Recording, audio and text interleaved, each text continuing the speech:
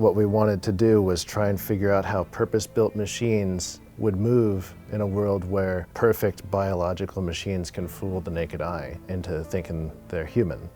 It's not your ordinary sort of build asset project. There's a lot of heavy mechanical thought going into a lot of these things. One of the main points was to make these models mechanically sound for what animation needed in terms of performance. So it was like a constant back and forth between different departments. The approach to the work differed from character to character.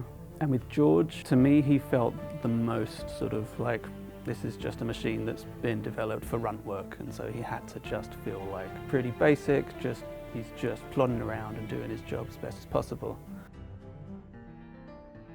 For Harriet, her behaviour was broadly humanoid, so she's relatively naturalistic and humanoid. But we also wanted to bear in mind that she had to have this synthetic quality. She has to feel like a machine. She couldn't be too warm and cosy and too familiar. It had to feel a bit cold and indifferent to keep that slightly uncanny feeling, which is, you know, in keeping with the theme of the show.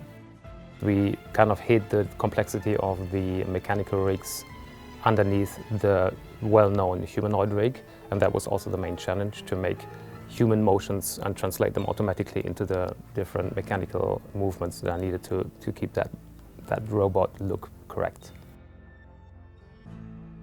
For the Delos Mech, we wanted to draw on DARPA robotics and contemporary engineering. So a lot of the movement is very no movement wasted, very efficient, and I think that really worked out, as well as being entertaining to the eye, so we didn't have any unmotivated movement. The biggest technical challenge definitely was the Delos Mech, because we had the added complexity of its closed state and its open state, where the closed state was 5 individual boxes where it transformed into eventually the entire robot. You'd had to make sure that every mechanical piece would transform into something larger and then connect with the other pieces.